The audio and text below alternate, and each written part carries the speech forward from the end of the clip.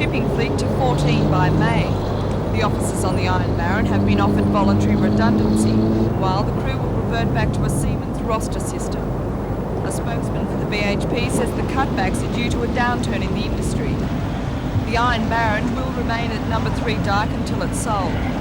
So now the Iron Baron joins the Iron Monarch in the ranks of the unemployed. The BHP says that negotiations are underway and offers have been made on the 2 ships.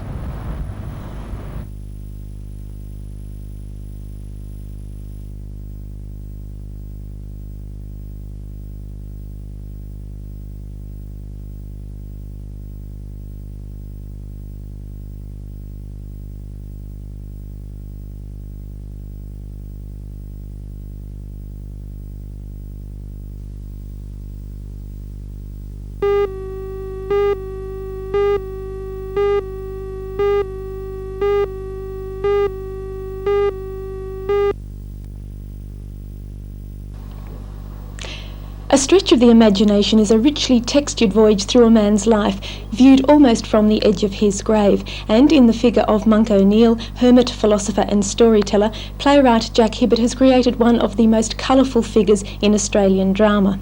As well as capturing the Australian essence, Monk's reminiscences about life and his reflections on death pose much wider questions about civilisation and about man's ability to leave his mark on this earth. In the Wood Street Theatre cooperative production, Peter Brown showed he is an extremely fine actor, but one who is as yet too young for this part. Although it was always entertaining, Mr. Brown's performance concentrated on the comic aspects of this play and left some of the deeper elements unmined. On the same programme is The Death of Minnie by Barry Dickens. I found the play embarrassingly overwritten and poorly constructed. This is a play of little merit and it's not one of Sian Newy's best performances. I think the director Jim Kemp could cut this from the programme as it is too long as it stands at the moment.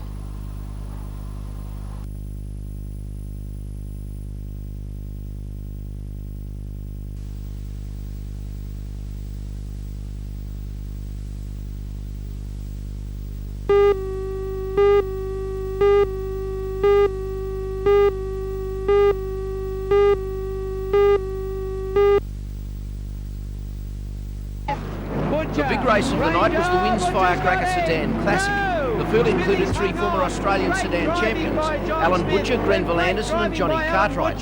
But it was local driver Singleton's John Smith in number 41 who took out the lion's share of the $5,000 at a cliffhanger finish. Butcher came in second and Newcastle's Ralph Ranger third. He's only got half a lap to go. Can he make it? Alan Butcher's last chance. Last corner for the race. The Winds Firecracker 50. Butcher dives under Smith. They rocket to the line. Smith, Butcher, Ranger. Brilliant race. And got away well. Meanwhile, it was hair and scare and stuff in the sidecars, with plenty of close shaves for riders and passengers alike. Passenger. Payne just clipped him.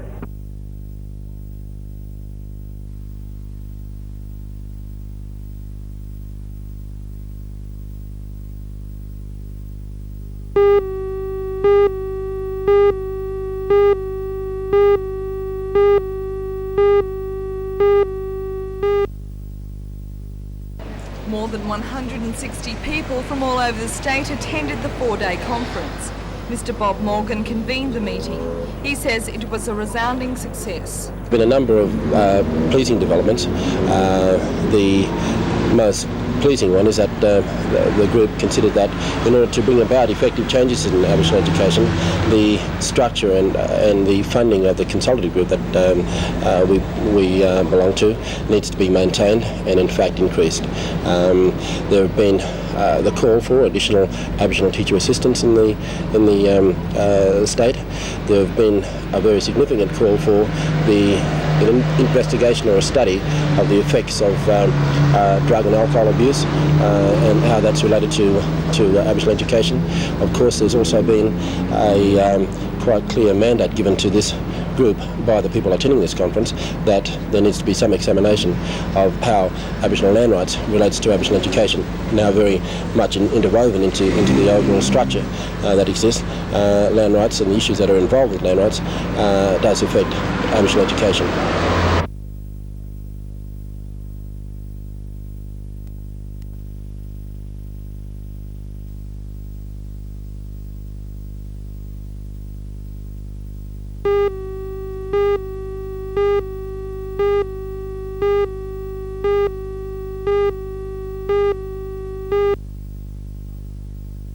Mr Murray Tyrrell was this year's chairman of the Hunter Vintage Festival Committee.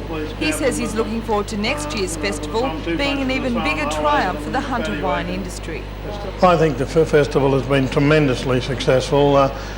We set out to promote the Hunter Valley and to promote wine generally with the festival, and I think we've done that. One of the outstanding things that's happened has been the media coverage we've got for both wine and food, and this has been on a national basis. The wine press from all over Australia have been entertained here, and the press generally, even leading up to the festival, has been unbelievable with supplements and things that we've got, and there's a lot more to come, so I think we've done a lot to publicise the area, and that's what it's all about. When will the next festival be? I think it will be next year. I think we've proved that the numbers probably weren't as many to come through the area as we'd thought or first anticipated we would get, but I think that one of the things that has happened is that there's been quite a few years since there's been a festival of any sort, and I think we need to go on now. We've set a standard and set a base. I think we've got to go on with this, and I'd very much like to see the festival continue on next year.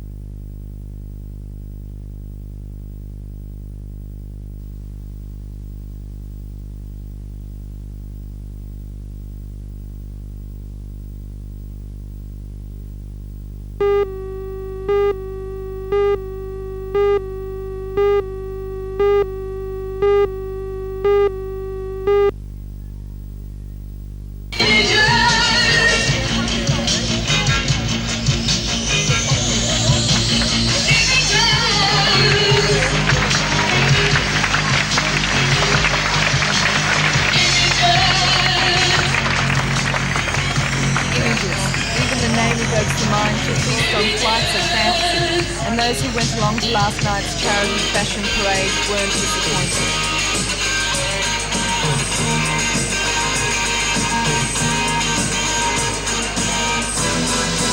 The fashions came from the House of Royale, Get Smart and West Terrace Menswear, and although many of them weren't conducive to day wear, they were certainly a delight to behold. 60 models donated their services for the spectacular night to raise money for the NBN Television, the name of the radiotherapy section of the proposed oncology unit at the Martin Hospital. Their makeup was created by Torres, and hairstyles were by the team from Vanity Fair. The auditorium at the Workers' Club was packed with a spellbound audience, and organisers say $10,000 has been raised for the cause.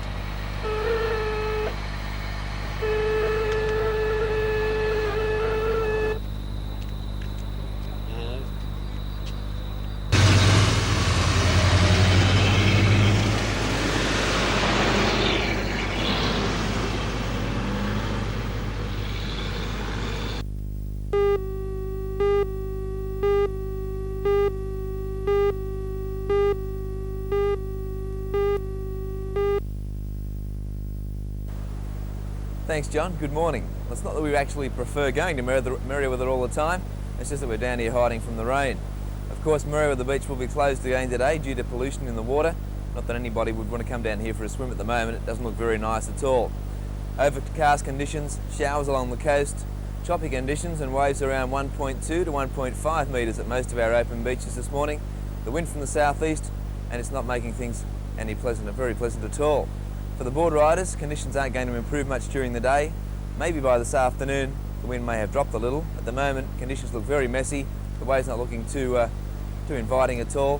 They are around the 1.2 metre mark to 1.5 metres at all of the open beaches, but conditions are very choppy and bumpy. If you'd like to go for a swim, most of our city beaches have sweeps to the north and strong rips and bad tows, so please take care and stay between the flags. The forecast today, a high fire danger for the inland, rain periods or showers gradually easing to a few showers, a mild, cloudy day, south to southeasterly winds at 20 to 40 kilometres per hour on the coast, slight to moderate seas on a low to moderate swell. Newcastle today heading for a top of 25 degrees, Scone expecting 28, and Taree 27. And the outlook for Thursday, a few showers, southeasterly winds. Well, that weather looks like staying with us for a little while yet. Showers today, showers again tomorrow, temperatures in the high 20s, that's for the inland, the mid-20s for the coast. Not very good waves for the board riders and not very good conditions for the swimmers. Have a great day whatever you're doing. We'll be back again tomorrow morning.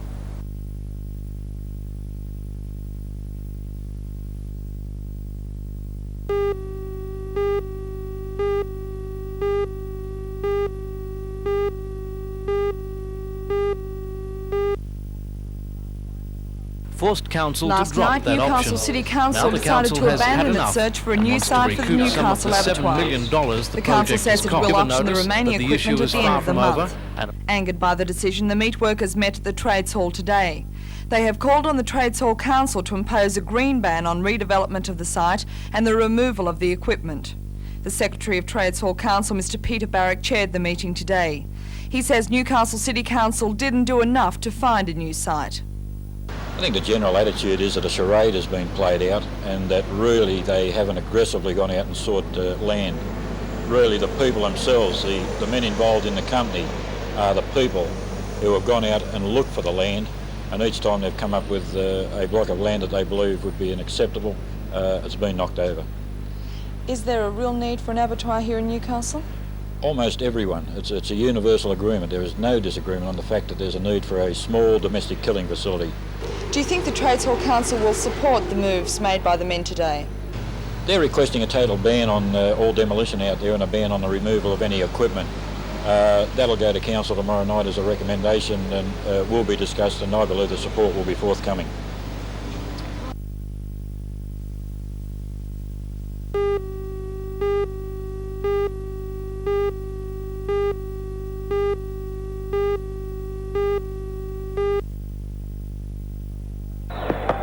Australia's fast bowling strength has been depleted considerably. Rodney Hoggers suffered an attack of bronchial asthma, and this will rob the Australian side of their main run-saving bowler. He is replaced by New South Welshman Michael Whitney.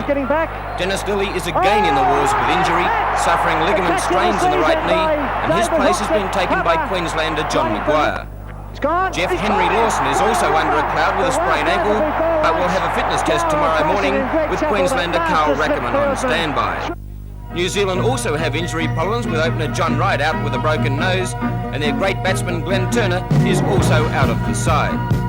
But it will still be a great fixture, weather permitting, with Hadley renewing his love-hate relationship with the Sydney Hill, Lance Cairns making a mockery of big hitting, and the aggressiveness of Border, Hughes, Hooks and company.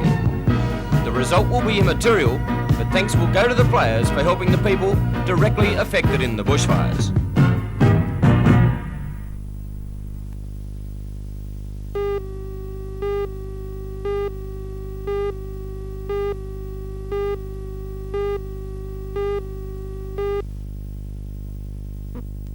There wasn't any rest for many of the players today, but as Australia's national coach Ray Ruffles points out, it was a rather enjoyable workout. So far, but the boys have seemed to be...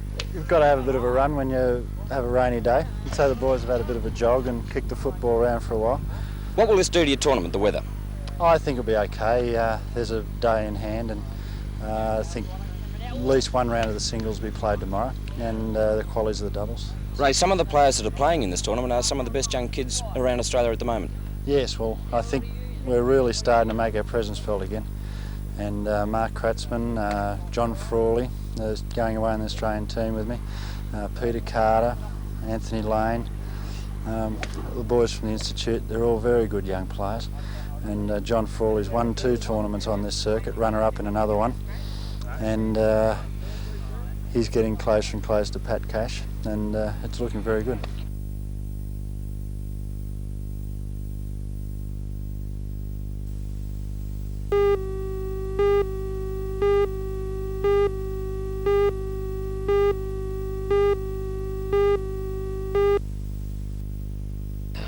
Most programs that appear about children with leukemia usually deal with children that have had problems and have had a big battle. But in fact, most children these days don't have recurrence of the leukemia for long periods of time, and about half the children that we treat would not have recurrence of the leukemia while they're on treatment. And about half the children would remain free of their leukemia and lead very normal lives long term. Today, to back up his claims, Dr. Vowles introduced two of his patients. Jerome Robinson was diagnosed as having leukemia when he was 5 years old, but by the time he was 8, his 3 years of chemotherapy and radiotherapy appeared to have worked. Now Jerome is 13 and his leukemia has shown no signs of recurring. Dr. Vowles says he considers him cured. 13-year-old Mark Young is in the same class as Jerome at Newcastle High School. The boys are good friends. Before Mark's second birthday, his parents were told that he had leukemia. His doctors tried several drugs as well as radiotherapy with no success, and as a last resort performed a bone marrow transplant. That operation was the first successful bone marrow transplant in Australia. Cancer patients in the Hunter region will soon no longer have to travel to Sydney for treatment. The new Med 2 wing of the Mater Hospital is now under construction. The new building is to be fitted with an oncology unit, which will be aided by funds raised during the NBN Telethon.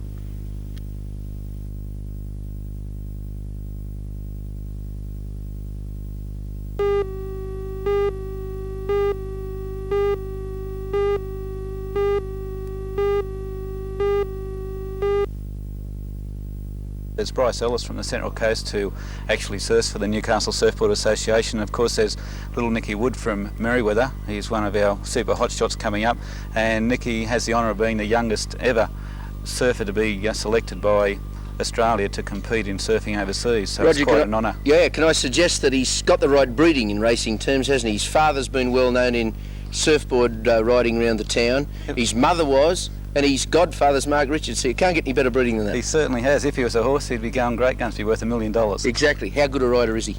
Well, he's probably the best rider that I've ever seen for his age, because he's only 12 now and he's coming up really fast, and in competitions he just excels. Like, he might go out and free surf and he doesn't really impress you all that much. You think, oh, he's a really hot young surfer, but then he goes out and in a competition and he just rides over everyone because he has it up in his head exactly what to do, and he does it all right, and that's what counts. This must be a major step in his career then. Oh, it will be, because he'll learn a lot. Like, he'll be in all the training groups and everything, like leading up to the main events, and do all the coaching with Paul Nielsen, the Queensland coach, and everything like that. And it will be a big achievement for him, and he'll learn a lot. We've got another Mark Richards on our hands with this young fella? Well, I will not be surprised at all, Lee.